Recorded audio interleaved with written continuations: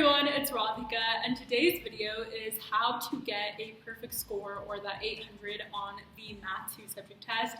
And I wanted to make this video because looking back over my sort of process and ultimately how I did get an 800, this video kind of incorporates both what I did and what I wish I did, knowing what I know about the resources that are available and just what I believe is the best way, or one of the more effective ways of getting an 800 on this test.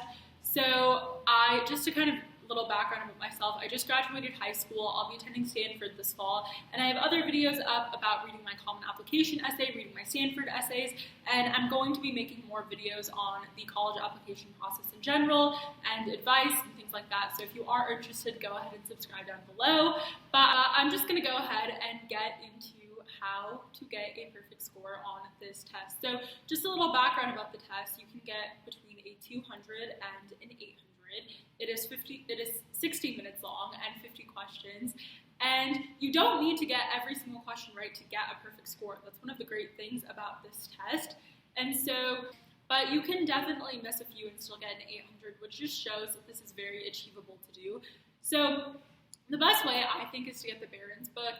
It's sort of one of the more popular Math 2 books, and also, of course, the official SAT subject test book by College Board, and that includes 4 official Math 2 subject test exams. And so you're going to want to use those wisely, basically, because you only have 4, and you don't want to make the mistake of going through all of them as quickly as possible, which is kind of what I did.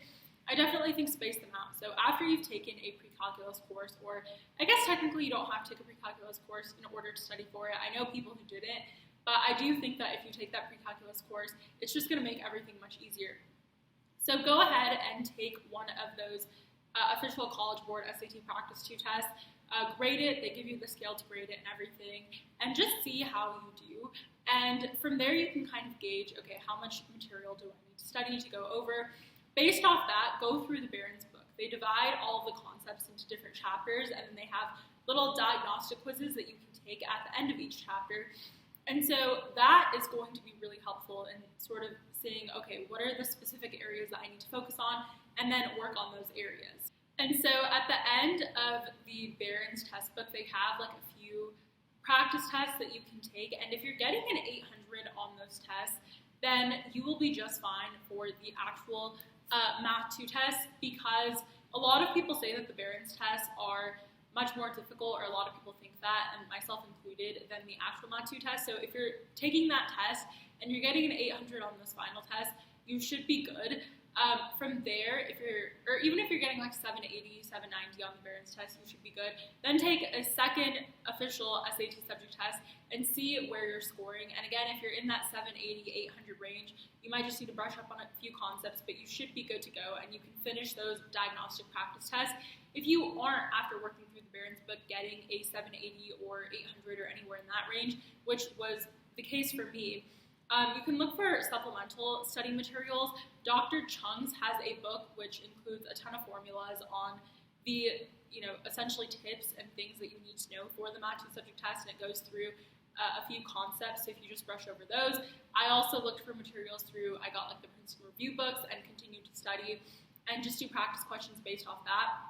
The other thing that I think people should, be conscientious of going into this process is the fact that Math 2, I think, is really a test of how quickly you can do a lot of the concepts, because I think for a lot of people, if you had unlimited amount of time, it would be so easy to get an 800 on that test, because there are always, again, with math problems, multiple ways of solving it. So I think a key is if, it's 50 questions, but they get harder as you go. So if you can get those first half of those questions, or even those first 30 out of 50 questions done in the first 20 minutes, and then you leave 40 minutes to doing those last 20 questions, you're good. And of course, don't sacrifice your accuracy for speed in those easy questions, because I know, sometimes we spend so much time on those later questions, but of course they're worth the same as the beginning questions, so don't sacrifice that accuracy.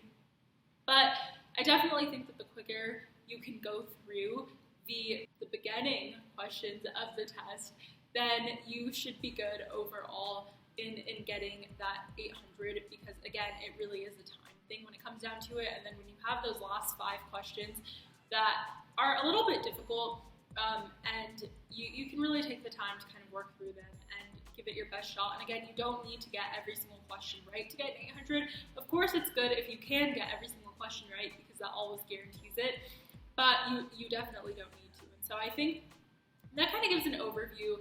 Make sure, of course, when you're taking your practice test, you're doing it under test-taking conditions, waking up at the time that you normally would when you're taking the test. I know, of course, not everyone has to do it, but for me, it always made it very easy. When it came to test day, if I simulated actual test-taking conditions, eating a good breakfast before, doing all those things, kind of clearing your mind, listening to music before the test, and all of that.